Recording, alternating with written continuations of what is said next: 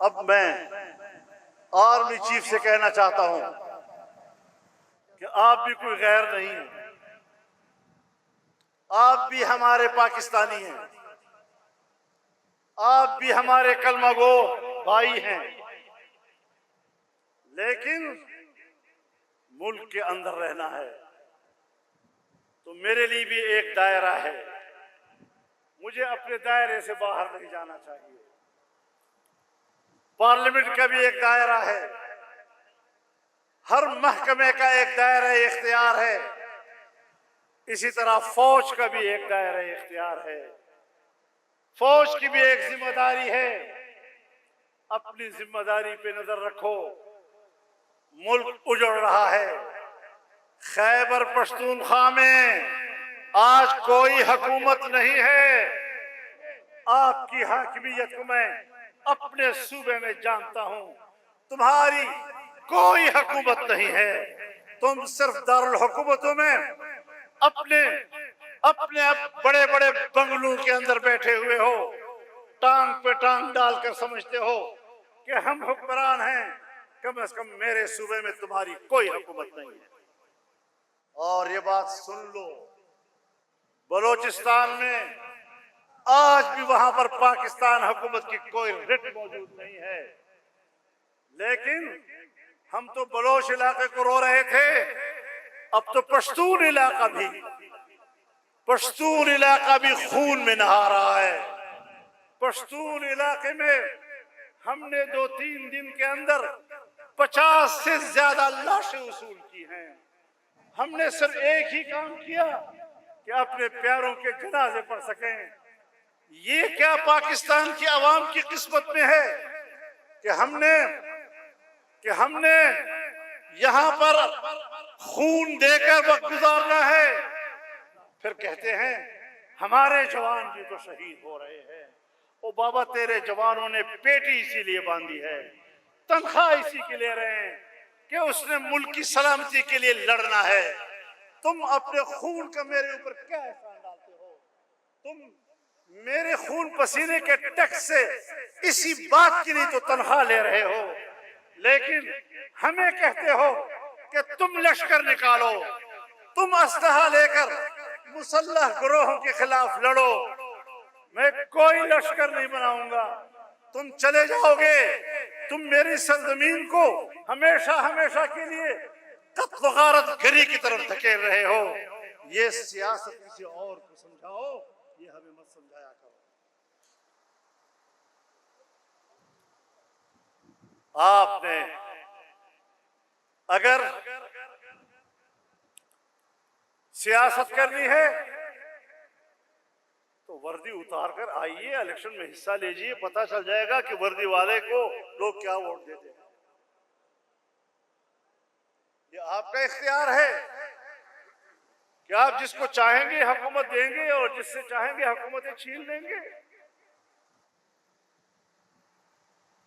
जागीरदार तबका अंग्रेज ने पैदा किया, मफाद परस्त तबका उसी ने पैदा किया, और आज कौन है जो उसको तहफ्फुज़ दे रहा है? मैं नहीं बताऊंगा।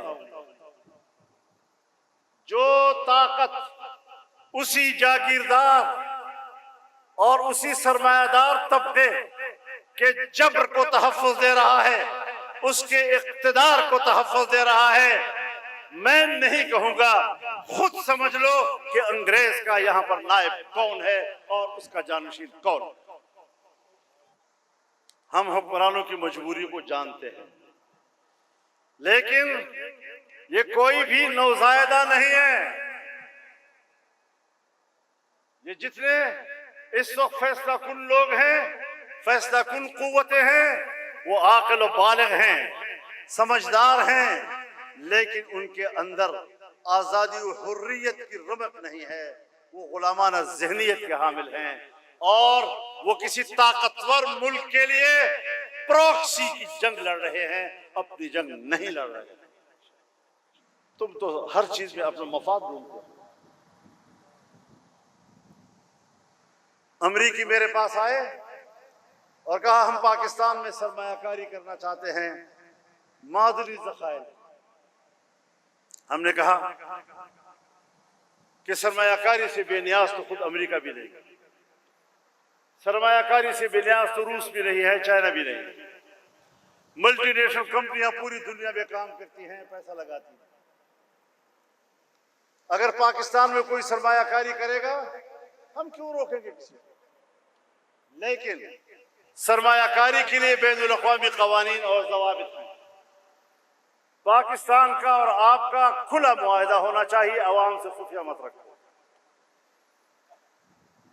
फिर जिस इलाके में मादनी ज़खायर पैदा होते हैं वहां के मकामी आबादी के हुकूक का तहफ़्फ़ुज़ करना, ये आपकी भी जिम्मेदारी होगी, पाकिस्तान गवर्नमेंट की भी जिम्मेदारी होगी। और ये उसूल है, बज़ाहिर तो वो मान गए, लेकिन आज कबायली पहाड़ों में अगर कोई जंग है तो वो इसी बुनियाद पर हो रही है कि पाकिस्तान के मादनी ज़खायर को बेचा जा रहा है और मकामी आबादी को बेइख्तियार करके उससे उनका इख्तियार छीन कर वो समझते हैं कि हम खुद ही कारोबार कर सकते हैं। नहीं, ये पाकिस्तान के बच्चों की मिल्कियत है, ये उन इलाके के बच्चों की मिल्कियत है। बलूचिस्तान के अवाम और उनके बच्चे वहां के वसाइल के मालिक हैं। खैबर पख्तूनख्वा के अवाम और उनके बच्चे वहां के वसाइल के मालिक हैं। पंजाब और पंजाब के अवाम और उनके बच्चे पंजाब के वसाइल के मालिक हैं। सिंध के अवाम वहां के वसाइल के मालिक हैं। किसी का कोई माई का लाल उनके हुकूक पर डाका नहीं डाल सकता, और अगर डाला जाएगा तो फिर यही बेचैनियां आएंगी जो आज वहां सिंध में हैं, वही बेचैनियां जो आज बलूचिस्तान में हैं, वही बेचैनियां जो खैबर पख्तूनख्वा में हैं, और यही बेचैनियां कल पंजाब में उतर सकती हैं। हम पाकिस्तान को एक पुरअमन मुल्क देखना चाहते हैं, हम पाकिस्तान को मोहब्बत और अखुवत देना चाहते हैं। जमीयत उलमा ने नफरतों की सियासत के साथ मुकाबला किया है, फिरका वाराना नफरतों के साथ, लिसानी नफरतों के साथ, इलाकाई नफरतों के साथ, कौमी नफरतों के साथ हमने लड़ाई लड़ी है और अल्हम्दुलिल्लाह हम कामयाब हुए हैं।